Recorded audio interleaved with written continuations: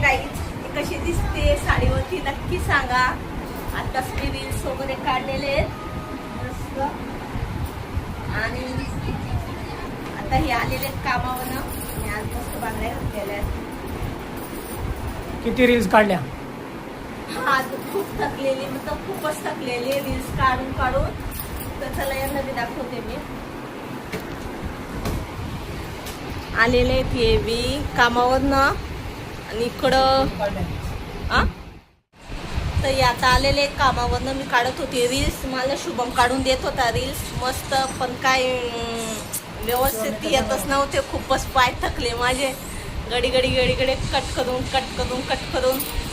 काही जमतच नव्हतं. मग आता ये आले किती काढल्या? एकच काढले ना? हा, यांनी एक काढून दिले. याच्यासोबत 2 काढले म्हणजे मी हा जॉगिंग कार्ड मतलब कॉमेडी व्हिडिओ काढ.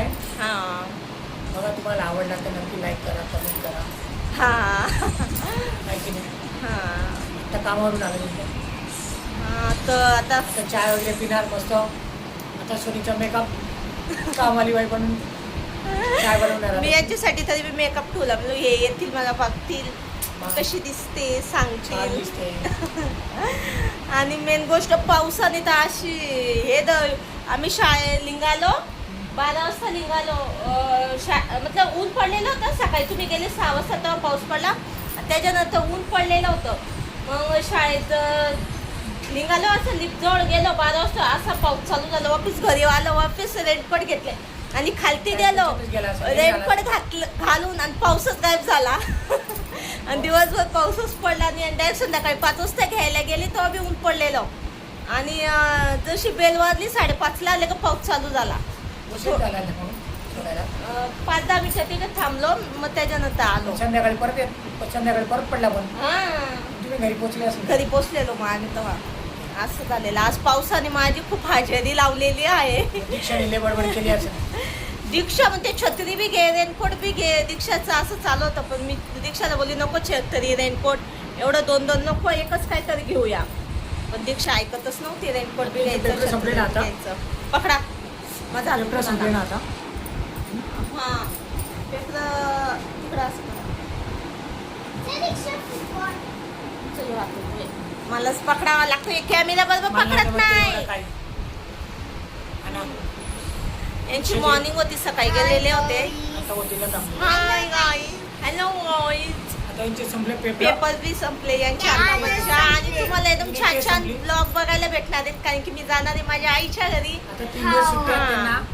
त्यांना कुठेतरी फिरायला नेतो. 15 ऑगस्टची पण आहे. पतीची 15 ऑगस्ट आणि संडे. गाइस, मी तुम्हाला एक चीज दाखवते. आता आम्ही जाणार आहे संडेला शाळेला फिरायला. हा, माझी भावाची मुलगी खूप आजारी आहे. तिला ऍडमिट केलेलं आहे.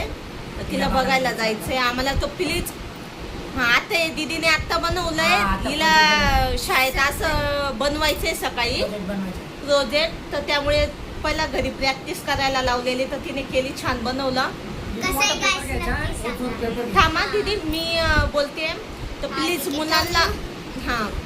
मुलांना ना कुरकुरे, वेफर, चिप्स हे बिलकुल बी देऊ नका. मुलं कितीही रडले तरी बी देऊ नका, कारण की याच्यामध्ये केमिकल आहे का काय ते आपल्याला काहीच नाही माहीत. कारण की माझ्या भावाच्या मुलीने जो खात होती ती, जसं आपण मुलांना मतलब कामावर ना आले पप्पा किंवा मम्मी बाहेर गेली तर घेऊन येतो 5 रुपयाचं कुरकुरे, वेफर.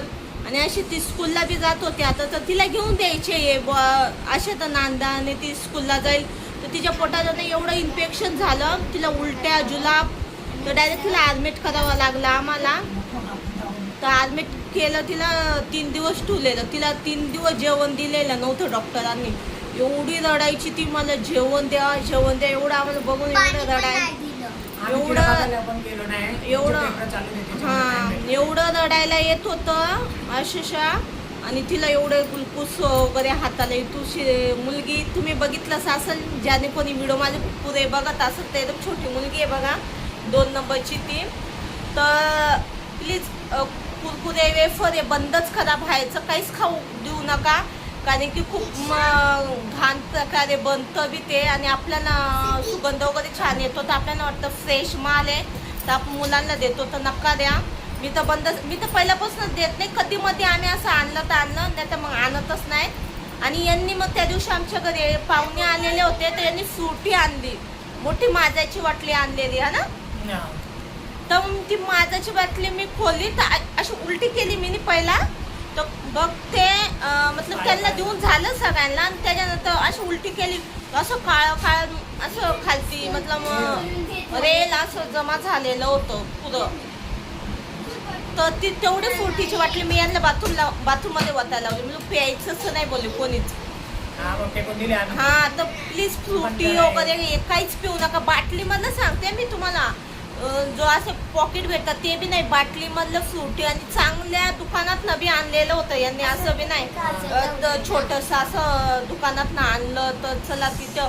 आणि ती जी डेट बी होती सगळं काय व्यवस्थित होतं त्या बाटलीमधलं. यांना बोलली मी जाऊन त्या दुकानवाल्याला बोलून या, हे म्हणाले जाऊ दे म्हणे. पण दुसऱ्यांदा बी माझ्या मोबाईलचा स्टोरेज फुल झालेला, त्यामुळे कट झालेला. तर तेच सांगणे माझं. हां, आणि मी सांगते मतलब चांगला संदेश देते, कारण की मला माहिती जे माझ्यावर प्रेम करतं, जे कोणी माझे व्हिडिओ बघतं, तर ते बी या गोष्टीकडनं सावध होणार. त्यामुळे मी गोष्ट सांगते बा, आमच्या घरात घडले तसं तुमच्याही घरात घडो नाही. काय आणि आता मुलांना एकदम खूप त्रास होतो, खूप भयान एकदम हे झालेली ती. फक्त कुरकुरे वेफरनेच झाले, बाकी काहीच नाही. नाही तर व्यवस्थित होती ती. म्हणजे फूड पॉयझन पोटात झालेलं, तर ते काढायला 3 दिवस लागले. पोटातलं फूड पॉयझन काढायला, तर तिला 3 दिवस जेवण वगैरे काहीच दिलेलं नाही. तर त्यामुळे माझ्या मुली तर आता मागणारच नाही, कारण की त्यांना मी व्हिडिओ कॉलिंगवरती दाखवली तिची हालत काय होती काय नाही, सगळे आम्ही घाबरून गेलेलो आहेत. तर त्यामुळे म्हणून मी सांगते मुलांना असं व्हिडिओ वगैरे दाखवून थोडं घाबरावा. तर फ्रूट वगैरेच आणा त्यांना खायला शक्यतो. आणि ह्यो संदेश होता मला तुम्हाला आज व्हिडिओ माध्यम द्यायचा. हे जो व्हिडिओवरती आपण दाखवतो आपल्याला वाटतं फेक आहे, काय बी दाखवतात असं बनवलेलं असं वगैरे, पण नाही ते खरं आहे. आणि खरं ते घडतंय. आता मुलं खूप आजारी पडत आहेत, कारण की पाऊस बी येतोय जातोय, त्याच्याने बी मुलं खूप आजारी पडत आहेत. तर चला ब्लॉग इथं सेंड करते. व्हिडिओ आवडला असेल तर नक्की लाईक करा, शेअर करा, कमेंट करा. आता मस्त यांना चाय ठेवते मी. चाय पिते. हां, तर प्लीज